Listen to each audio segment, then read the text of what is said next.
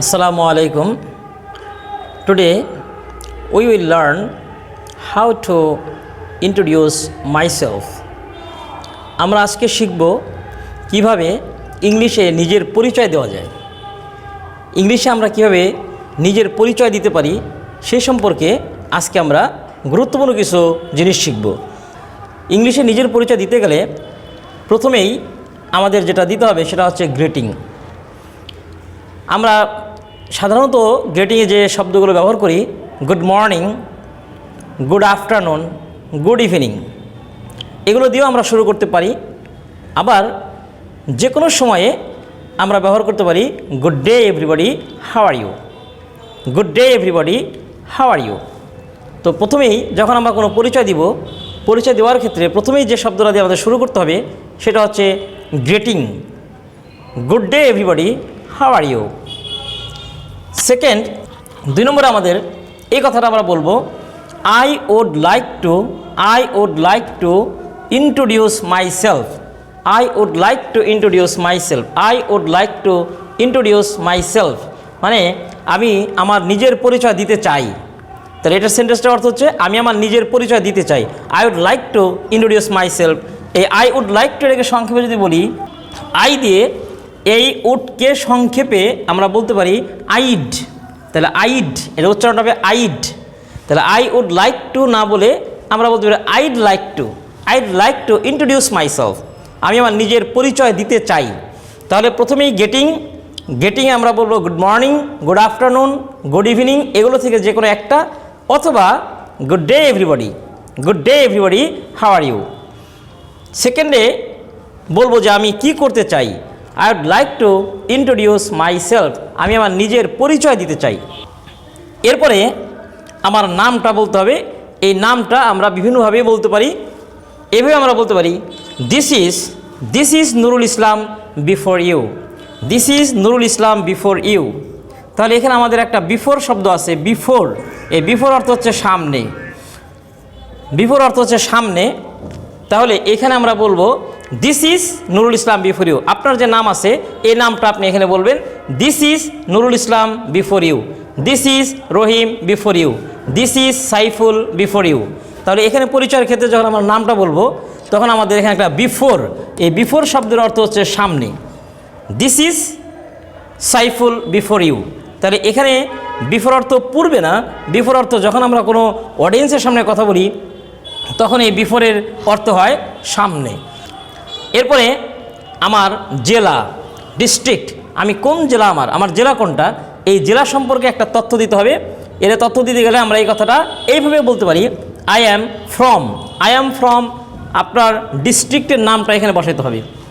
I am from Manikganj district, I am from Manikganj district, আমার জেলাটা হচ্ছে মানিকগঞ্জ। তাহলে এখানে আমরা বলবো আমাদের জেলার নামটা, I am from Manikganj district, I am from Dhaka district, I am from Dinajpur district, I am from Bhola district. যে ডিস্ট্রিক্ট আপনার বা কারো যদি যে ডিস্ট্রিক্ট ভিন্ন থাকে, যে কোনো ডিস্ট্রিক্ট, এই ডিস্ট্রিক্টের নামটা আমরা এখানে বলবো I am from Manikganj district.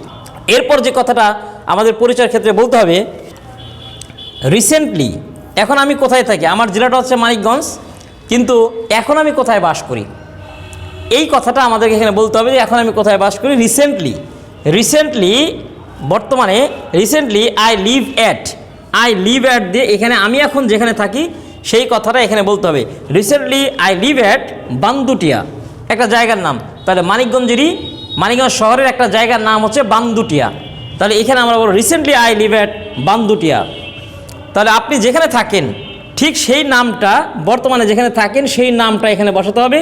আগে হবে জেলার নাম, পরে ওই জেলার কোথায় আমি থাকি সেই জিনিসটা এখানে বসাতে হবে। এইভাবে I live at Bandutia Manikganj, যেমন আমি থাকি বান্দুটিয়া, মানিকগঞ্জের বান্দুটিয়া, তাহলে আমি বলবো I live at Bandutia Manikganj. Number 6, এরপরে আমি কি করি এই তথ্যটা দিতে হবে। আমি কি কোনো জব করি নাকি কোনো পড়াশোনা করি। যদি আমি পড়াশোনা করে থাকি তাহলে বলবো আই অ্যাম স্টাডিং দিয়ে এখানে আমি কোথায় পড়াশোনা করি সেই স্কুল, কলেজ অথবা ইউনিভার্সিটি সেই নামটা এখানে আমরা বসাবো। I am studying in Dhaka university, I am studying in Jagannath college, I am studying in Dhaka college. এইভাবে আমি যেখানে পড়াশোনা করি সেই পড়াশোনার যে প্রতিষ্ঠানটা, সেই প্রতিষ্ঠানের নামটা এখানে আমাদের বলতে হবে। আর যে আমি জব করে থাকি, তাহলে জব করলে ওই যেখানে আমি জব করি সেই প্রতিষ্ঠানের নামটা এখানে বসাতে হবে। যেমন আমি যদি একটা ব্যাংকে চাকরি করি, তাহলে I am working in Asia bank. তাহলে আমি জব করলে এটা বলবো ওয়ার্কিং দিয়ে, আই এম ওয়ার্কিং। আর পড়াশোনা করলে আমি বলবো আই এম স্টাডিং। এরপরে আমাদের দিতে হবে আমাদের ফাদার্স অ্যান্ড মাদার্সের পেশা। যখন আমি ইন্ট্রোডিউস দিব সবার সামনে, তখন অবশ্যই আমাদের ফাদার্স এবং মাদার্স, ফাদার মাদারের পেশা দিব, তাদের নাম বলবো না। তাদের নামটা আমরা বলবো না, কিন্তু তারা কী করে সেটা আমরা বলবো। For example, my father is, my father is দিয়ে এটা শুরু করব। এই ফাদার ইজকে সংক্ষেপে আমরা বলতে পারবো my father's, my father's. My father is না বলে আমরা বলবো my father's a, my father's a. For example, আমার বাবা একজন ব্যবসায়ী, তাহলে আমি কি বলবো? My father's a businessman. আমার বাবা একজন ডাক্তার, তাহলে কি my father's are doctor, my father's are doctor. And my mother is, my mother is না বলে এখানে আমরা বলবো মাই মাদার্স। তাহলে মাই মাদার্স আ, তাই মাই মাদার্স আ হাউস ওয়াইফ। তাহলে আমার বাবা একজন ব্যবসায়ী এবং আমার মা একজন গৃহিণী। এই কথাটাকে যদি আমরা বলতে চাই, তাহলে আমরা বলবো my father's a businessman and my mother's a house wife. তাহলে এই তথ্যটা আমাদের দিতে হবে আমাদের মা এবং বাবার পেশা। এরপরে আমার ভাই বোন সম্পর্কে আমরা বলবো। আমি এখানে উদাহরণ দিয়েছি, যেমন আমার একজন বোন এবং দুইজন ভাই আছে। একজন বোন অথবা দুজন এবং দুজন ভাই আছে। এই কথাটা আমরা কীভাবে বলবো? I have one sister and two brothers. আমার একজন বোন এবং দুইজন ভাই আছে। এখানে যদি অন্য থাকে, এখানে আমার সিস্টার একজন না থেকে দুজন থাকে, তাহলে বলবো টু সিস্টার্স।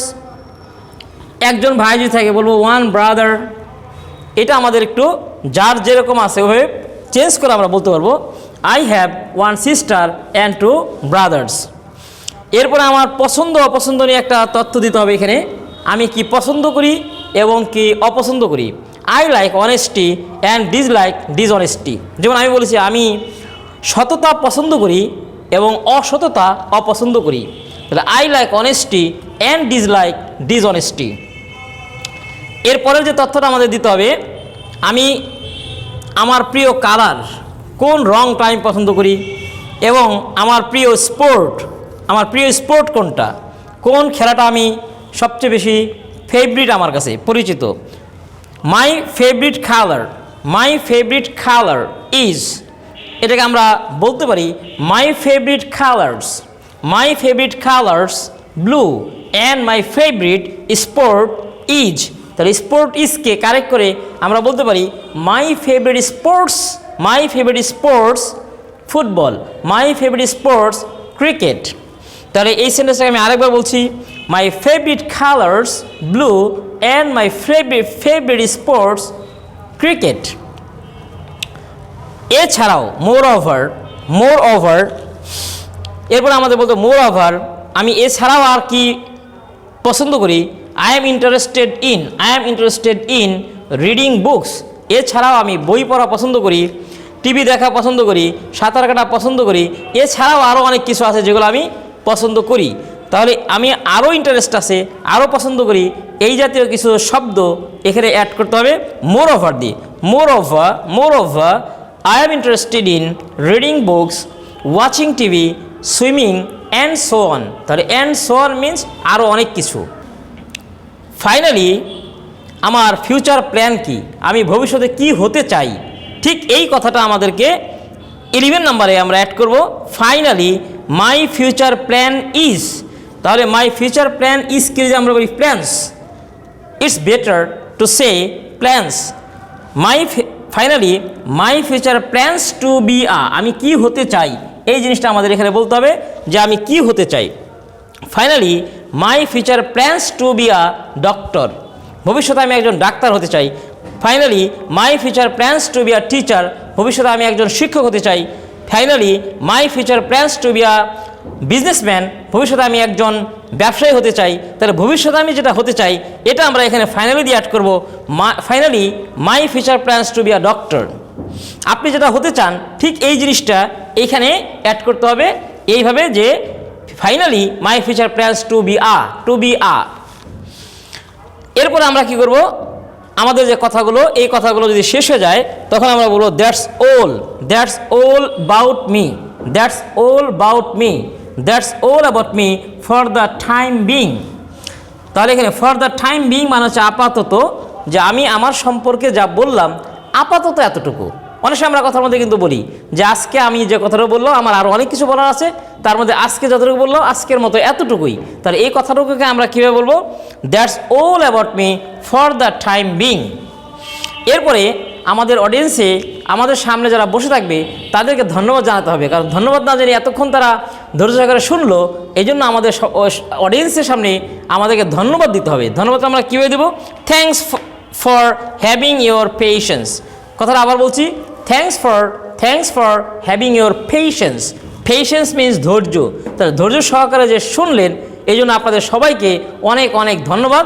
এই কথাটাকে আমরা সেন্টেন্সে বলবো, thanks for having your patience. তাহলে ঠিক এইভাবে আমরা যদি নিজেদের পরিচয়টা দিতে পারি সুন্দর করে, তাহলে আমাদের এই প্রেজেন্টেশন অনেক সুন্দর হবে। তবে প্রেজেন্টেশন দেওয়ার সময় অবশ্যই আমাদের মনে রাখতে হবে, আমরা যেখানে প্রেজেন্টেশন দিচ্ছি সেখানে আমাদের আই কন্ট্যাক্ট, দাঁড়ানো, ড্রেস আপ, এগুলো ভেরি ইম্পর্টেন্ট। আমরা যেখানে প্রেজেন্টেশন দিব, যা অডিয়েন্সের সামনে যখন প্রেজেন্টেশন দেবো তখন অবশ্যই আমাদের চোখটা যেন সব দিকেই থাকে, যেগুলো একদিকে যেন তাকিয়ে না থাকি। তারপরে আমাদের স্টার্টিং, তাহলে আবার রিভিউ করছি, স্টার্টিং এ গেটিং দিয়ে I'd like to introduce myself. This is Nurul Islam before you. I am from Manikganj district. Recently I live at Bandutia Manikganj. I am studying or working. এখানে যেখানে আমি ওয়ার্ক করি বা পড়াশোনা করি সেই নামটা আমরা দিব। My father's a businessman and my mother's a housewife. I have one sister and two brothers. I like honesty and dislike dishonesty. My favorite colors blue and my favorite sports cricket. Moreover, I am interested in reading books, watching TV, swimming and so on. Finally, my future plans to be a doctor. That's all about me for the time being. Thanks for having your patience. ধন্যবাদ সবাইকে আমার ভিডিওটা দেখার জন্য। আমার পরবর্তী ভিডিওগুলোতে আরও সুন্দর সুন্দর টিপস থাকবে, যেখানে আমরা খুব সুন্দর করে স্পিকিং করতে পারবো।